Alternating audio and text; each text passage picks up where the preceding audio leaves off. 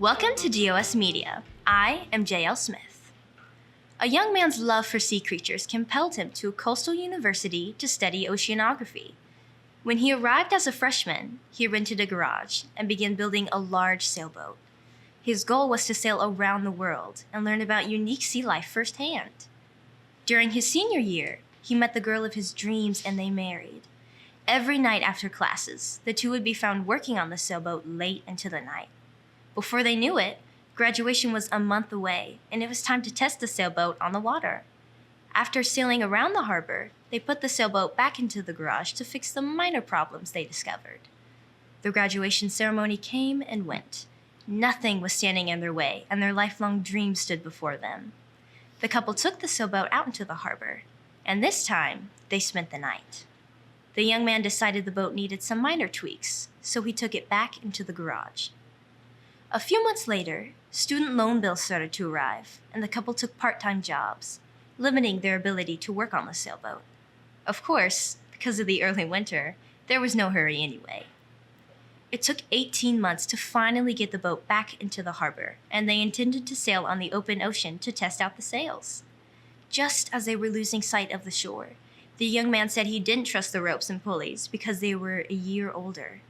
They decided to return and put the boat back into the garage. Word quietly began swirling in the harbor town that maybe the young man wasn't as good a sailor as he told everyone. After all, the lad lived there 6 years and had his boat on the water only a handful of times. In fact, some of the more experienced old salts went so far as to say he was afraid of the ocean. Year after year, the cycle continued. The couple launched the boat, sailed about a while, returned to shore, parked the boat in the garage, and dabbled with repairs when they found the money and time. And as we all know, time waits for no one. Before they realized it, they had grown too old to sail around the world. Worse, always promising the journey was just around the corner, the couple never had children and eventually wound up in a nursing home. One evening, sitting in their sparsely furnished room, watching their small television, the wife just had to know.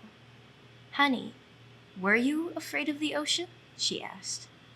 Staring at the TV, he answered with a tone of defeat. He said, "No, I was never afraid of the ocean. I was afraid of losing sight of the shore." Somebody once said, "A ship is safe in the harbor, but ships weren't made to stay in the harbor," and neither was the young man's sailboat. There are many folks in the world that live their lives afraid to lose sight of the shore. Sure, they go about their day to day, going along to get along, but at the first sign of ambiguity, they grow anxious, and instead of exploring the matter themselves, instead of leaving sight of the shore, they are quick to blindly believe social and mainstream media. It matters not if you identify as progressive, libertarian, or conservative. The danger of allowing media to frame our worldview is that media is the very source of the fear, anxiety, and confusion that we are trying to escape. Whatever influencer you follow, whether you watch MSNBC or Fox, the goal is to keep us clicking and watching. And the more we do, the more money they make. So, they convince us it's only safe in the harbor they created, and you must never, never leave sight of the shore they created.